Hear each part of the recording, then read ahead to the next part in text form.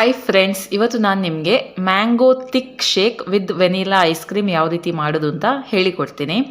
ಸಾಮಾನ್ಯವಾಗಿ ಮ್ಯಾಂಗೋ ಹೀಗೇ ತಿನ್ಬೋದು, ಬಟ್ ಕೆಲವೊಂದು ಮ್ಯಾಂಗೋ ಏನಾಗುತ್ತೆ ಅಂದರೆ ನಾವು ಮನೆಗೆ ತಂದ ನಂತರ ಸ್ವಲ್ಪ ಸಾಫ್ಟ್ ಆಗುತ್ತೆ ನೋಡಿ, ಅದು ತಿನ್ನಲಿಕ್ಕೆ ಅಷ್ಟು ಒಳ್ಳೆಯದಾಗೋದಿಲ್ಲ, ತುಂಬ ಸಾಫ್ಟ್ ಆಗುತ್ತೆ. ಇಂಥ ಮ್ಯಾಂಗೋವನ್ನು ಜ್ಯೂಸ್ ಮಾಡಲಿಕ್ಕೆ ಯೂಸ್ ಮಾಡ್ಬೋದು ನಾವು, ಆಯಿತಾ. ಸೊ ಮೊದಲಿಗೆ ಇದನ್ನು ಕಟ್ ಮಾಡ್ಕೊಳ್ಳೋಣ. ಇದರ ಪಲ್ಪನ್ನು ತೆಗಿಬೇಕು ನಾವು. ಈ ರೀತಿ ನೀವು ಸಾಫ್ಟಾದ ಮ್ಯಾಂಗೋವನ್ನು ಯೂಸ್ ಮಾಡಿ, ಯಾಕಂದರೆ ತಿನ್ಲಿಕ್ಕೆ ಕಷ್ಟ ಆಗುತ್ತಲ್ವ, ಹಾಗಾಗಿ ಈ ರೀತಿ ಕಟ್ ಮಾಡಿ ಒಂದು ಸ್ಪೂನಿಂದ ಇದರ ಪಲ್ಪನ್ನು ತೆಗಿಯೋಣ. ಓಕೆ, ಈ ರೀತಿ ಸ್ಪೂನನ್ನು ತೆಗೆದು ಈ ರೀತಿ ನೀವು ಈಸಿಯಾಗಿ ಪಲ್ಪನ್ನು ತೆಗೆದು ಒಂದು ಕಪ್ಪಲ್ಲಿ ಹಾಕ್ಕೊಳ್ಳಿ.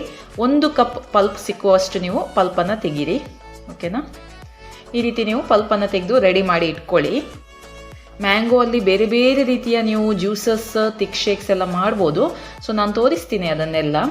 ಈ ರೆಸಿಪಿಗೆ mango thick shake with ice cream, ಇದಕ್ಕೆ ಮ್ಯಾಂಗೋ ಮಸ್ತಾನಿ ಅಂತ ಕೂಡ ಹೆಸರುಂಟು, ಆಯಿತಾ.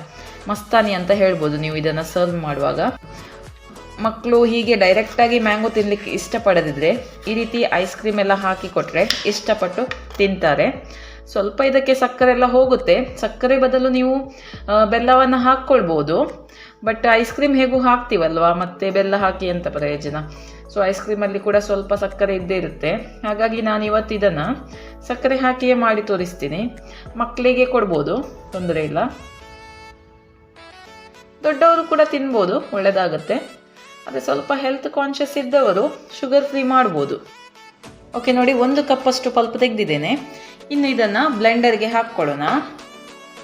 ಓಕೆ, ಮಿಕ್ಸಿ ಜಾರ್ ತಗೊಂಡಿದ್ದೀನಿ, ಪಲ್ಪನ್ನು ಹಾಕ್ಕೊಳ್ಳೋಣ. ಓಕೆ, ಇದಕ್ಕೆ ನಾನು ಒಂಚೂರು ಬಾದಾಮ್ ಹಾಕ್ತೀನಿ, ಇದ್ರೆ ಹಾಕಿ ನಟ್ಸ್, ಆಯಿತಾ.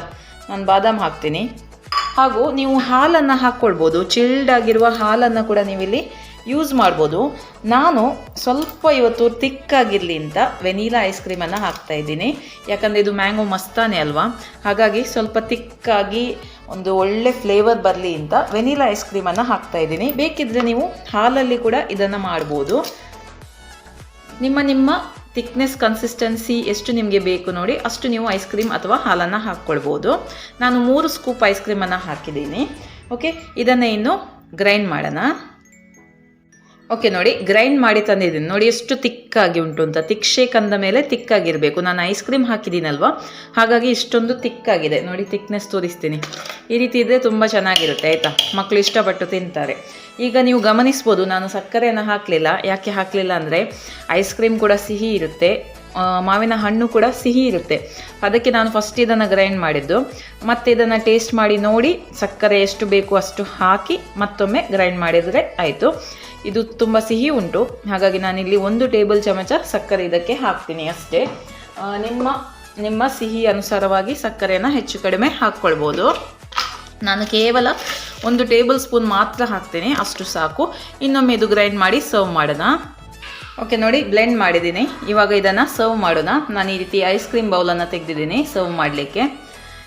ಸ್ವಲ್ಪ ಮ್ಯಾಂಗೋ ಥಿಕ್ ಶೇಕನ್ನು ಹಾಕ್ಕೊಳ್ಳೋಣ, ಎಷ್ಟು ಬೇಕೋ ಅಷ್ಟು. ಓಕೆ, ಇವಾಗ 1 ಸ್ಕೂಪ್ ಐಸ್ ಕ್ರೀಮ್ ಹಾಕ್ಕೊಳ್ಳೋಣ ಇದರ ಮೇಲೆ. ಓಕೆ, ಹಾಗೂ ಸ್ವಲ್ಪ ಡ್ರೈ ಫ್ರೂಟ್ಸ್ ಇದ್ದರೆ ಅದನ್ನು ನೀವು ಹಾಕ್ಕೊಳ್ಬೋದು.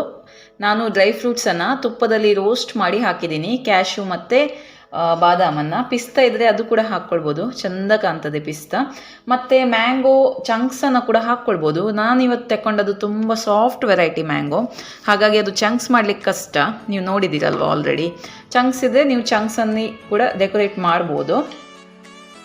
ನಾನು ಲಾಸ್ಟಿಗೆ ಇದನ್ನು ಟಾಪ್ ಮಾಡ್ತೀನಿ ಒಂದು ಚೆರಿ ಜೊತೆ. ಸೊ ಹೀಗೆ ಮಾಡಿದರೆ ಮಕ್ಕಳು ಇಷ್ಟಪಟ್ಟು ತಿಂತಾರೆ ನೋಡಿ. ಟೇಸ್ಟಿಯಾದ ಮ್ಯಾಂಗೋ ಮಸ್ತಾನಿ ಅಥವಾ mango thick shake with vanilla ice cream ready to serve.